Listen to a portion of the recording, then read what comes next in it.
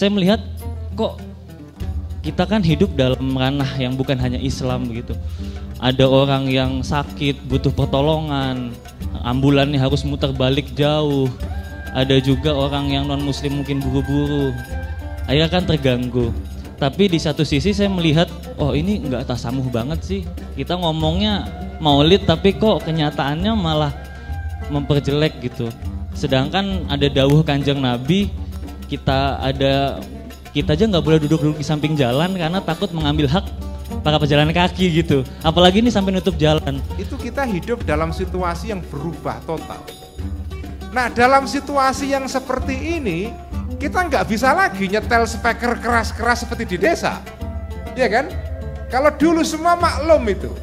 Nah, di dalam situasi yang baru seperti ini, di mana tidak semua orang saling mengenal yang lain, ketika kita misalnya wayangan, atau misalnya muludan, dan kemudian mengganggu orang lain, apa yang terjadi?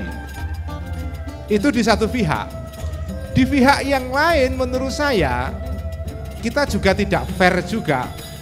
Permintaan itu hanya diarahkan kepada orang Islam saja. Orang Islam menyesuaikan dengan perkembangan masyarakat. Kita juga berhak juga meminta masyarakat mengerti juga mengenai kebutuhan kita sesuai dengan aturan agama kita.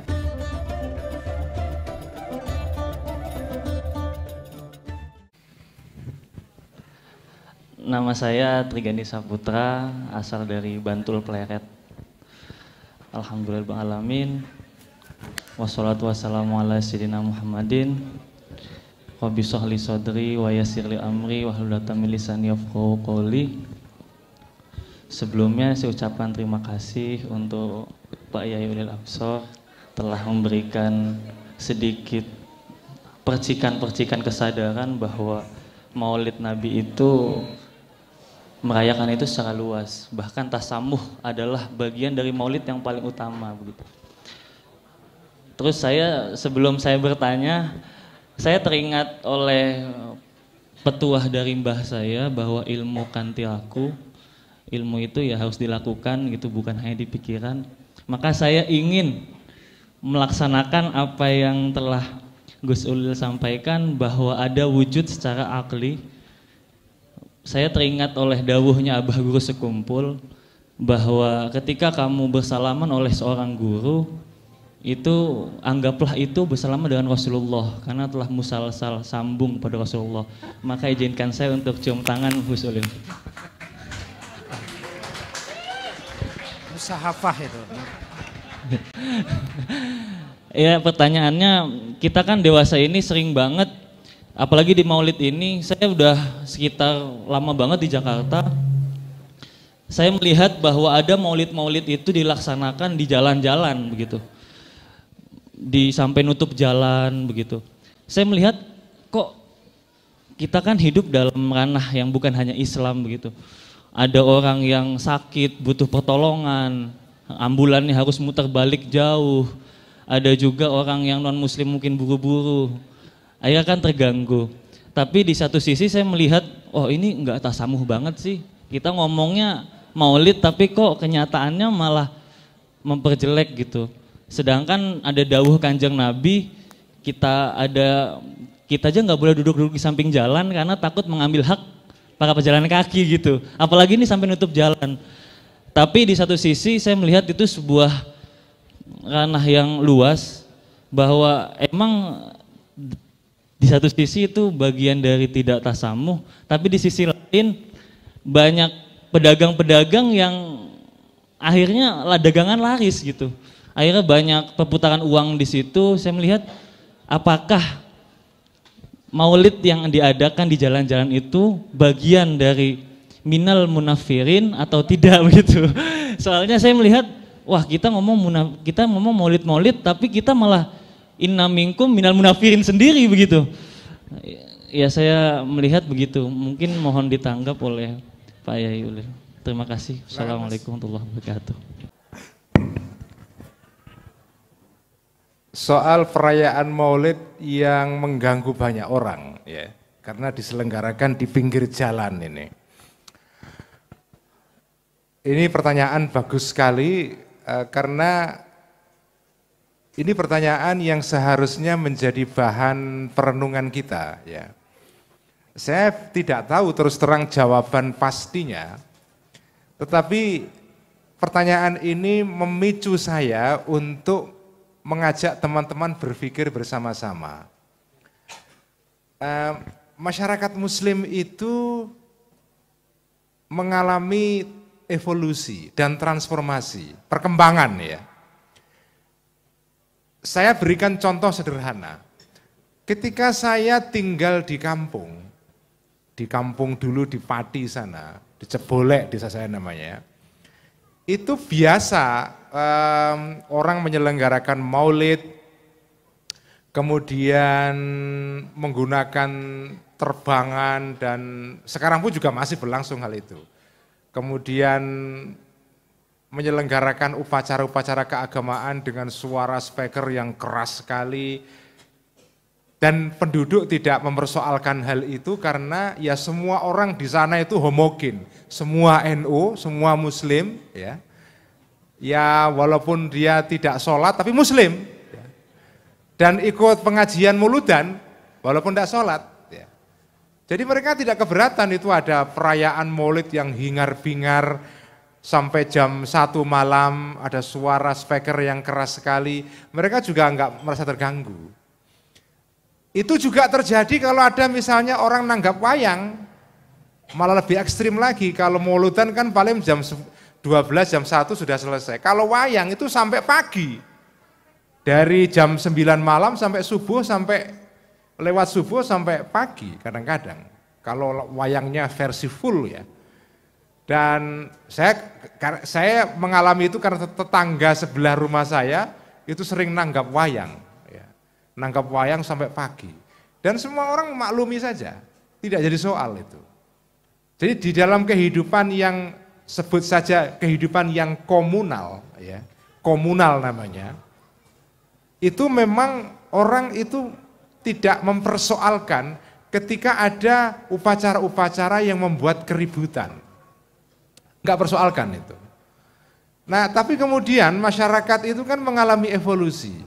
Ketika terjadi proses urbanisasi, masyarakat makin mengkota, itu ada perubahan hidup yang radikal.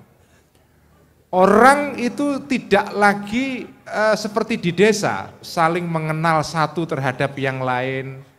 Ketika hidup di kota, itu kita mengalami situasi di mana orang yang hidup di tempat yang sama itu tidak saling mengenal.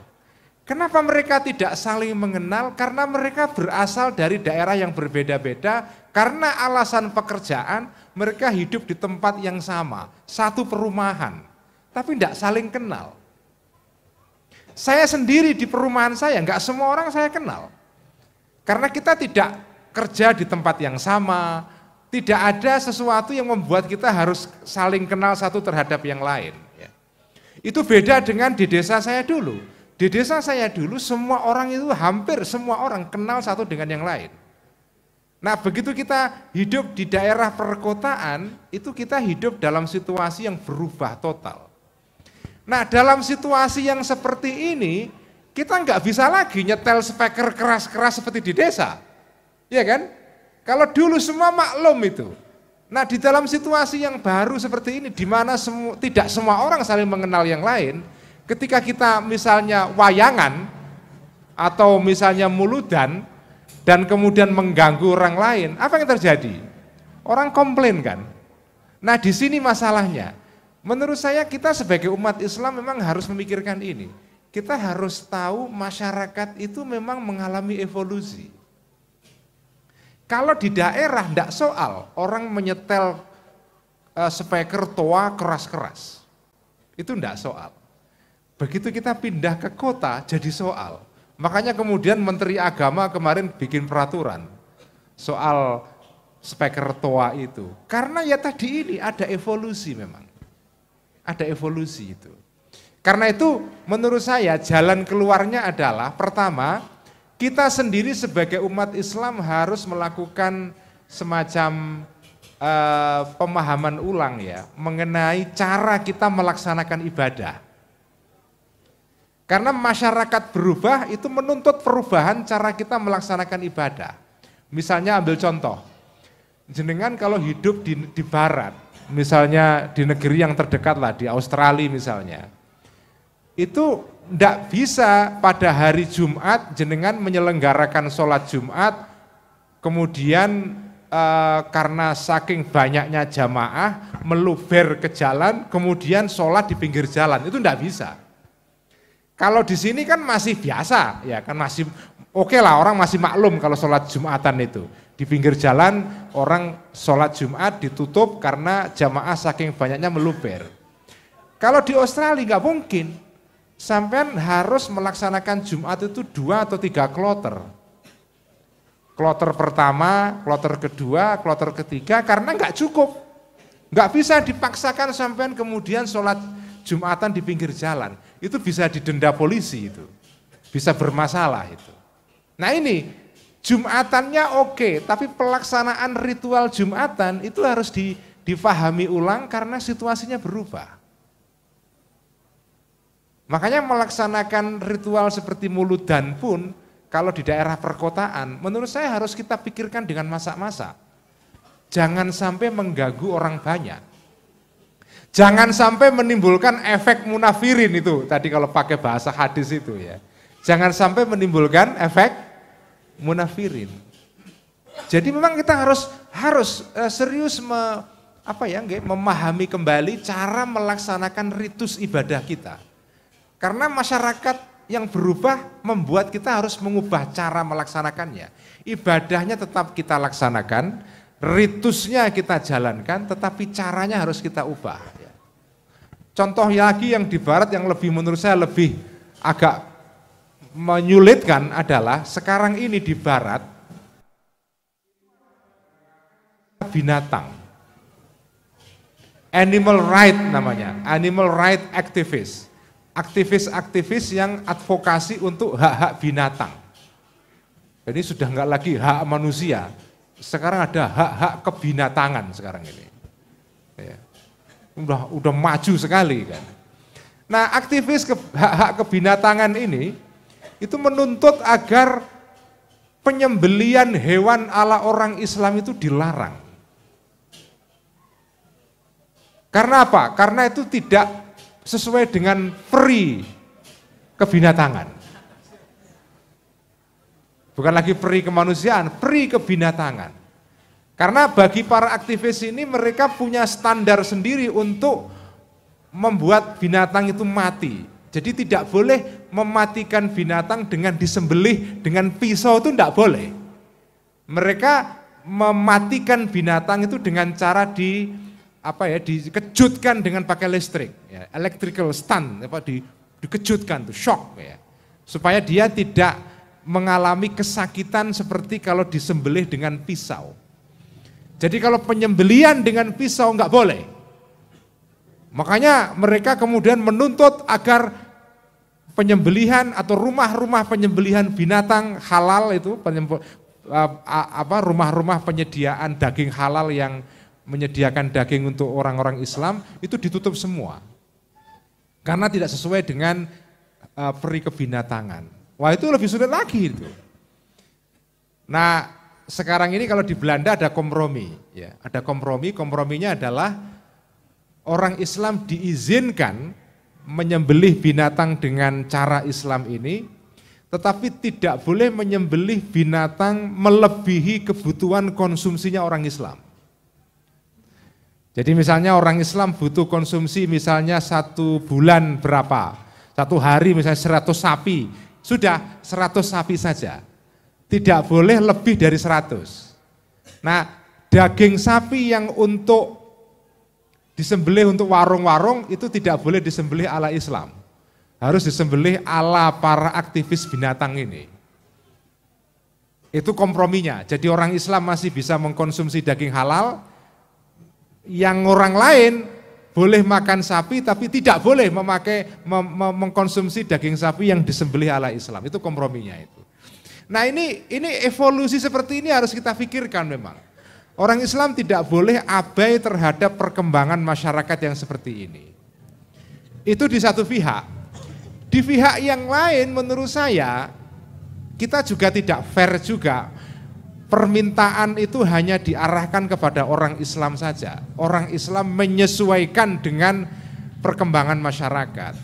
Kita juga berhak juga meminta masyarakat mengerti juga mengenai kebutuhan kita sesuai dengan aturan agama kita. Kita juga harus meminta juga gitu loh. Jadi misalnya dalam penyelenggaraan Maulid tadi itu ya. Mungkin menurut saya ini pendapat saya mungkin saja salah ya. Mungkin juga tidak fair juga kita memaksakan model masyarakat kota yang individualis itu kepada orang-orang Islam. Ini kan masyarakat perkotaan itu kan sekarang makin cenderung mereka ini individualis karena sekarang ini makin kecenderungan masyarakat adalah orang-orang tinggal di apartemen. Ya kan, di apartemen. Mereka tidak saling kenal satu dengan yang lain, makin terpisah dari orang-orang di sekitarnya. Dan karena mereka makin terpisah dari orang-orang sekitarnya, mereka itu makin sensitif kalau ada gangguan itu. Ada suara mercon aja langsung jadi masalah. Ada suara seribut sedikit masalah. Nah menurut saya ini juga nggak bisa dibiarkan. Kalau kecenderungan individualistik ini kemudian dibiarkan terus-menerus, menurut saya berbahaya juga karena masyarakat tidak punya ikatan-ikatan sosial yang wajar.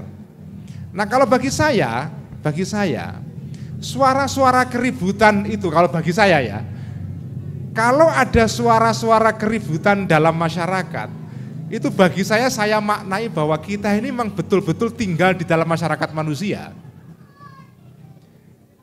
Jadi kalau ada orang menyumet mercon menyalakan petasan itu ya.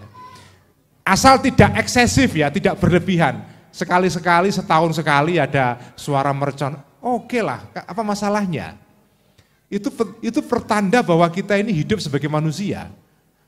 Di dalam masyarakat yang isinya orang banyak. Kalau misalnya kita kepengen hidup itu tenang seluruhnya, bagi saya malah nggak wajar itu. Ini kita hidup dalam masyarakat manusia atau masyarakat apa ini? Enggak ada suara, isinya senyap semua. Ya tentu saja nikmat sebagai individu, tapi itu kita tidak merasakan apa-apa. Kita tidak merasakan masyarakat, mujtama, the society, enggak ada itu. Kita ini justru merasakan hidup dalam komunitas karena sekali-kali ada dangdut di sana misalnya. Ada suara orang dangdutan, ada suara orang, kalau di Jakarta sekarang ini orang minta pakai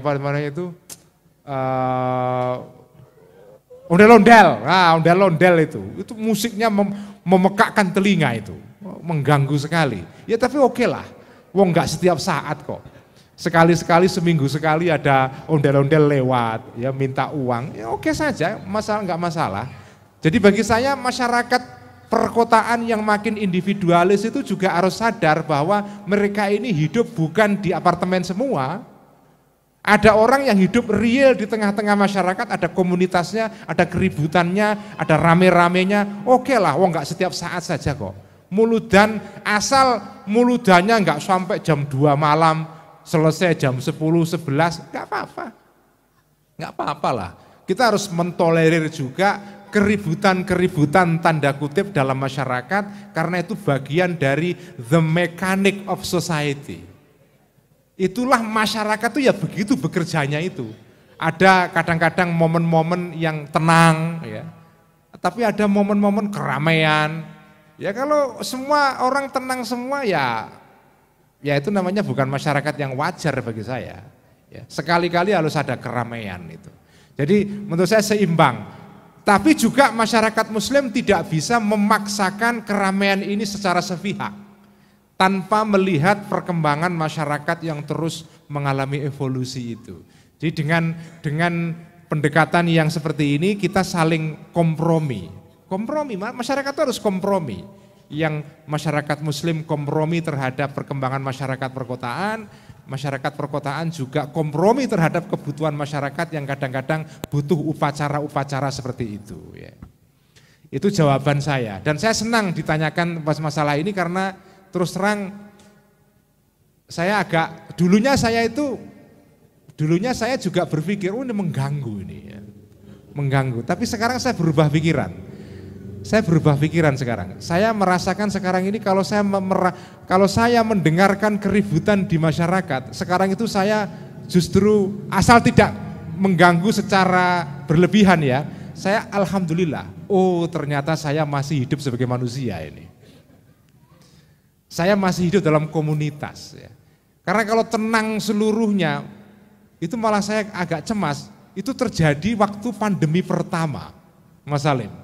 Pandemi pertama itu mencekam sekali ketika lockdown. Jadi perumahan saya itu ditutup jalan-jalan ke tempat-tempat yang ke kampung itu tutup semua.